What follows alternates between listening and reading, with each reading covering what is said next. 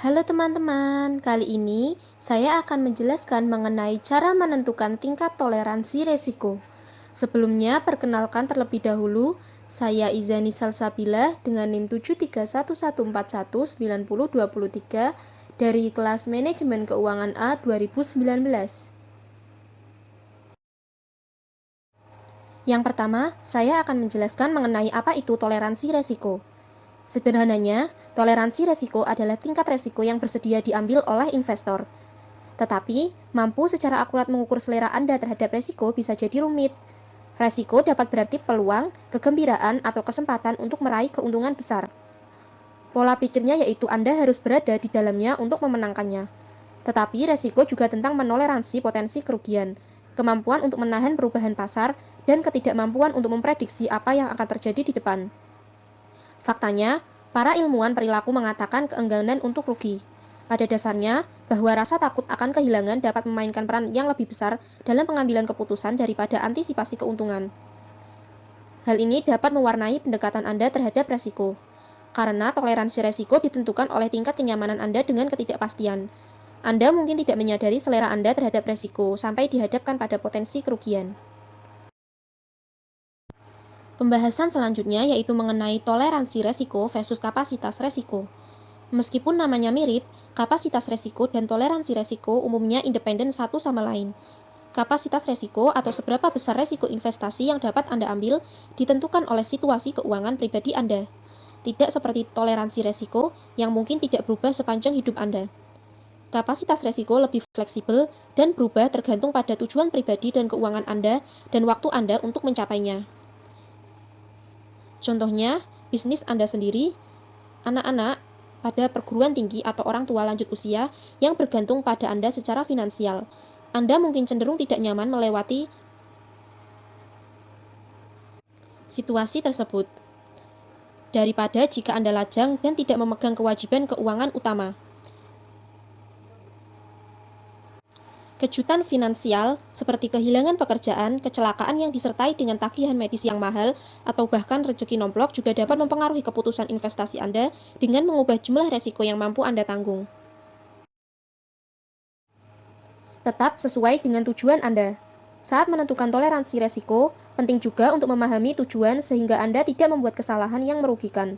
Cakrawala waktu atau ketika Anda berencana untuk menarik uang yang telah Anda investasikan dapat sangat mempengaruhi pendekatan Anda terhadap resiko. Contohnya, untuk apa Anda menabung, kapan Anda berharap untuk mulai menarik uang, dan berapa lama Anda membutuhkan uang itu untuk bertahan. Investasi jangka panjang contohnya menabung untuk kuliah atau hari tua. Sedangkan investasi jangka pendek contohnya menabung untuk liburan atau uang saku di rumah. Secara umum, semakin lama rentang waktu Anda, semakin banyak resiko yang dapat Anda tanggung karena Anda memiliki lebih banyak waktu untuk pulih dari kerugian. Saat Anda mendekati tujuan Anda mungkin ingin mengurangi resiko dan lebih fokus untuk mempertahankan apa yang Anda miliki daripada mempertaruhkan kerugian besar pada waktu yang paling buruk. Salah satu cara untuk menyempurnakan strategi Anda adalah dengan membagi investasi secara masing-masing dan memiliki tujuan yang terpisah. Misalnya, investasi pertama untuk pertumbuhan dan pendapatan, sedangkan investasi lainnya untuk dana darurat. Menerjemahkan toleransi resiko ke dalam strategi investasi. Investor yang cerdas mempertimbangkan resiko dan pengembalian. Investasi dengan pengembalian yang diharapkan lebih tinggi dan volatilitas yang lebih tinggi. Seperti saham, cenderung lebih beresiko daripada portofolio yang lebih konservatif yang terdiri dari investasi yang kurang volatil seperti obligasi dan uang tunai. Namun, bahkan portofolio yang paling konservatif pun mengalami kerugian jangka pendek karena kondisi pasar yang selalu berubah. Inilah sebabnya mengapa penting untuk memiliki portofolio yang terdiversifikasi yang mencakup berbagai macam pilihan investasi. Katakanlah pada awal tahun 1970, Anda memutuskan untuk menginvestasikan $10.000 ke salah satu dari 3 model alokasi aset hipotesis yang ditunjukkan pada tabel ini. Dan setiap tahun hingga akhir 2016, Anda menyeimbangkan kembali portofolio Anda untuk memastikan Anda masih memiliki persentase saham, obligasi, dan uang tunai yang tepat. Portofolio paling agresif akan naik menjadi $892.028, portofolio moderat akan bernilai $676.126, dan portofolio paling konservatif akan bernilai $389.519. Semakin Anda ingin mengakses uang Anda, semakin banyak potensi kemunduran yang dapat terjadi. Jika Anda telah mengambil uang Anda dari salah satu portofolio beresiko setelah jatuh, pengembalian Anda selama periode 47 tahun itu akan sangat berkurang.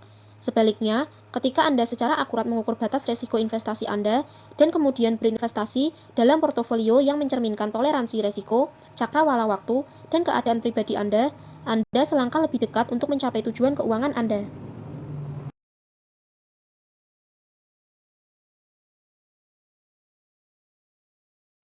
Terima kasih telah mendengarkan penjelasan ini. Jika ada kekurangan atau kesalahan, saya mohon maaf. Terima kasih. Wassalamualaikum warahmatullahi wabarakatuh.